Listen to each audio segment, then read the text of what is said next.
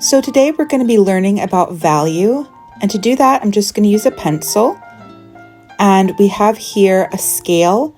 It's going to go from our darkest shade all the way to our lightest tint, but we can also just call that the light.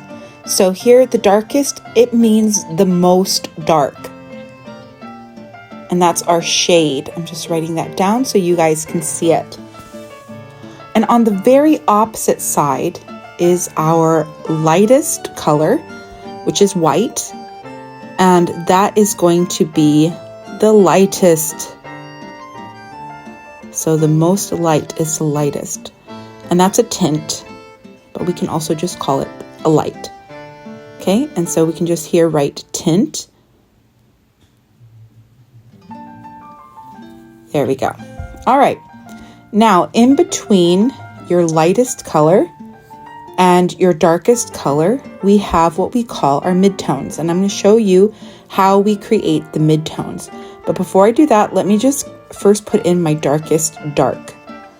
And that is, I'm just going to apply a lot of pressure. So I'm going to push hard with my pencil, but I'm not going to break the paper. So push hard enough that the color comes off really dark, but don't push hard enough that you're tearing holes in your paper.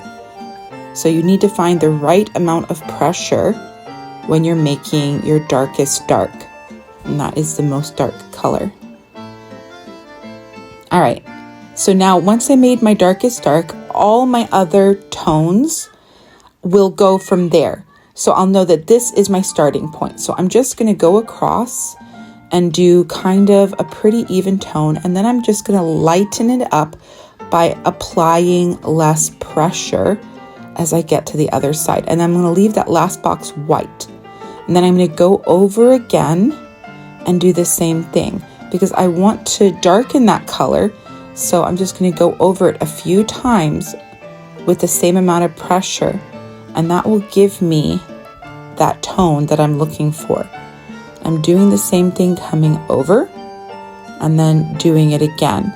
And I'm always comparing the tone I'm making to my darkest color, which is my graphite at full pressure.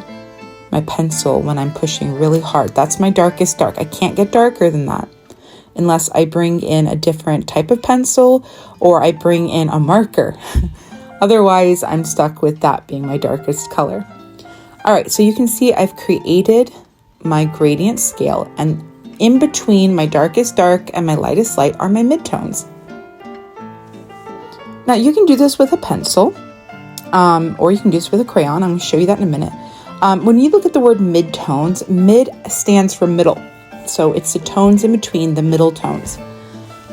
All right, now you guys can watch as I do the same thing, but this time I'm going to be using a crayon.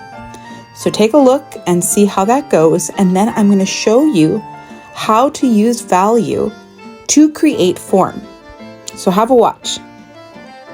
So here I'm just doing exactly what I did with pencil. Hard pressure makes dark colors and softer pressure makes lighter colors. And you can see here I've created the gradient going from our darkest dark to our lightest light, and it's just like above. And so this is how we create a gradient with using value, with using one pencil or one color pencil or one crayon, and just changing the pressure, how hard you push. So you can see our lightest light is white, our midtones are between the light and the shade, and that's how we do it. All right, we're going to move on, and we're going to be making our spheres. All right, so here you can see I have these two circles. This is a circle, and a circle is simply a 2D shape. So it's just a shape. You can draw it really quickly, just one line. There's no value to it.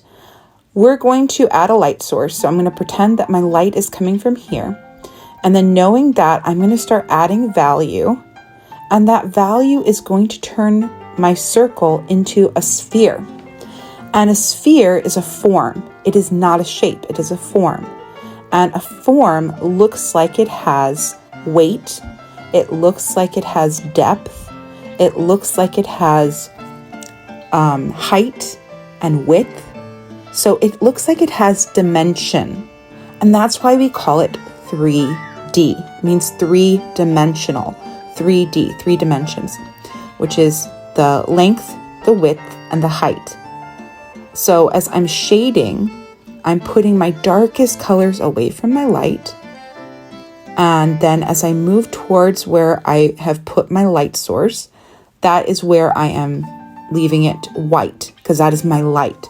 So you can see, using the value gradient, I am creating something that has length, height, and width. So it has dimension.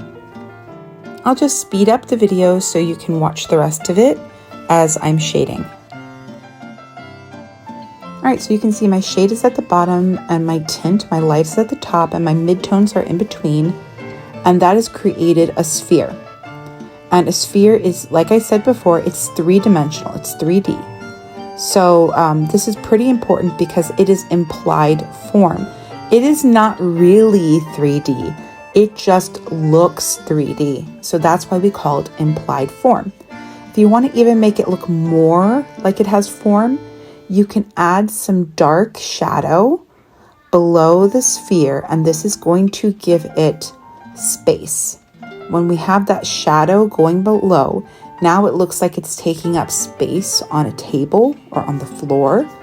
So this is just one more way to give it that three-dimensionality, make it look like it has the height, the width, and the depth, and make it look like it takes up space in the world, even though it is nothing more than pencil on paper.